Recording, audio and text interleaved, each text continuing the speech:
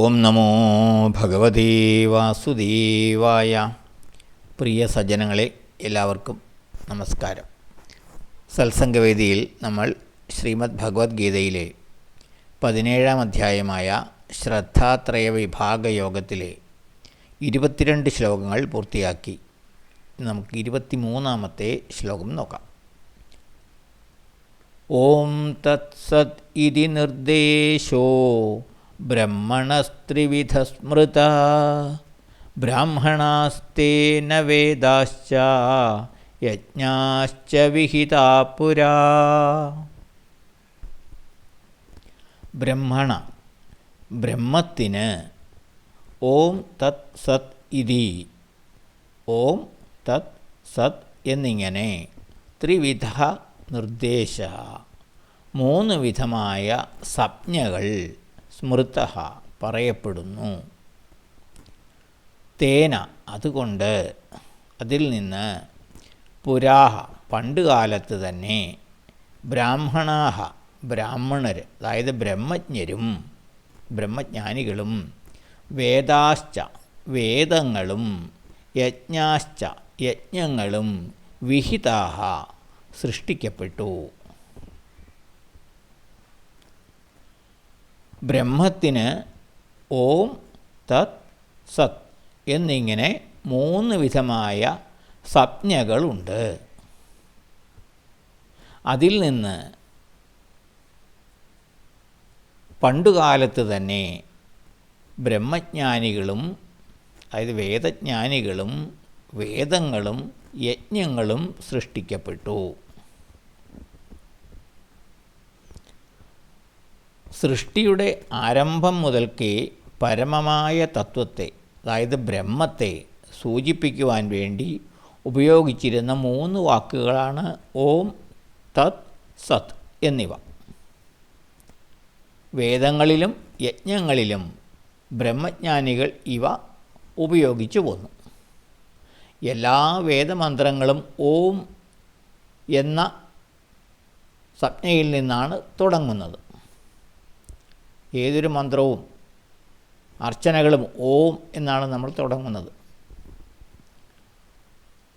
ഓം ഇത്യേകാക്ഷരം ബ്രഹ്മ എന്നാണ് പറയുന്നത്. അതായത് ഓം എന്ന ഏകാക്ഷരം ബ്രഹ്മം തന്നെയാകുന്നു, അത് ഈശ്വരൻ തന്നെയാകുന്നു. ഓം എന്ന ശബ്ദം അത് ബ്രഹ്മം തന്നെയാകുന്നു. അതുപോലെ തത്വം അസി, അത് നീ തന്നെയാകുന്നു. അത് എന്ന് പറഞ്ഞാൽ പരമമായ ബ്രഹ്മം, അതാണ് തത് എന്ന് പറയുന്നത്. തത് ത്വം അസി, അത് നീ തന്നെയാകുന്നു, ആ ബ്രഹ്മം നീ തന്നെയാകുന്നു. ഇവിടെ തത് എന്നുള്ളത് ബ്രഹ്മത്തെയാണ് സൂചിപ്പിക്കുന്നത്. മറ്റൊന്ന് ഏകം സത് വിപ്രാ ബഹുധാ വദന്തി. ഏകം സത്ത് വിപ്രാ ബഹുധാ വദന്തി, ഏകമായ സത്തിനെ ബ്രഹ്മത്തെ ജ്ഞാനികൾ പല പേരിട്ട് വിളിക്കുന്നു.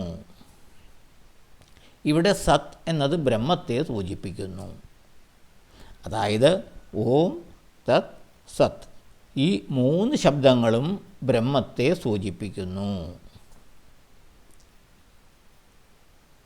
ആ ബ്രഹ്മതത്വത്തിൽ നിന്നും പൗരാണിക കാലം മുതൽക്കേ വേദമന്ത്രങ്ങളും വേദജ്ഞാനികളും വേദയജ്ഞങ്ങളും സൃഷ്ടിക്കപ്പെട്ടു. ഏതു കർമ്മവും ഓം തത് സത്, അതായത് പരമപുരുഷന് വേണ്ടി ആകണം ചെയ്യേണ്ടത്, ഈശ്വരന് വേണ്ടി ആകണം ചെയ്യേണ്ടത് എന്ന് വേദങ്ങൾ നിർദ്ദേശിക്കുന്നു.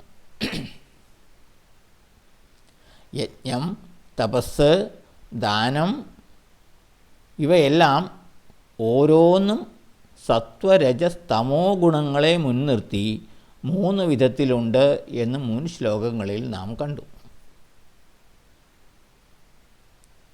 ഇവയെല്ലാം സാത്വിക ശ്രദ്ധയോടെ ആകുമ്പോൾ മാത്രമാണ് അവ ആത്മീയ ഉത്കർഷത്തിന് ഉതകുന്നതാവുകയുള്ളൂ. അതായത് യജ്ഞമായാലും തപസ്സായാലും ദാനമായാലും ആഹാരമായാലും, ആഹാരത്തിൻ്റെ കാര്യവും നമ്മൾ പറഞ്ഞു, ഇവയെല്ലാം ഈശ്വരന് അർപ്പിക്കുന്ന രീതിയിലായിരിക്കണം.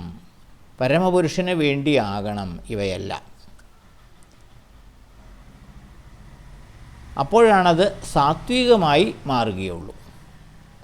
ഇല്ലെങ്കിൽ ഇവയെല്ലാം രാജസികമോ താമസികമോ ആയി തീരും. ഇതാണ് നമ്മൾ കഴിഞ്ഞ ശ്ലോകങ്ങളിൽ കണ്ടത്. അപ്പോൾ ആത്മീയ ഉത്കർഷത്തിന് ഉതകണമെങ്കിൽ ഇവയെല്ലാം സാത്വിക ശ്രദ്ധയോടെ ചെയ്താൽ മാത്രമേ അത് ഈ ആത്മീയ ഉത്കർഷത്തിന് ഉതകുകയുള്ളൂ. ഇതാണ് ഭഗവാൻ ഈ ശ്ലോകത്തിലൂടെ പറയുന്നത്. അടുത്ത ശ്ലോകം നമുക്ക് അടുത്ത ദിവസം നോക്കാം. എല്ലാവർക്കും നന്ദി, നമസ്കാരം. ഓം നമോ ഭഗവതേ വാസുദേവായ.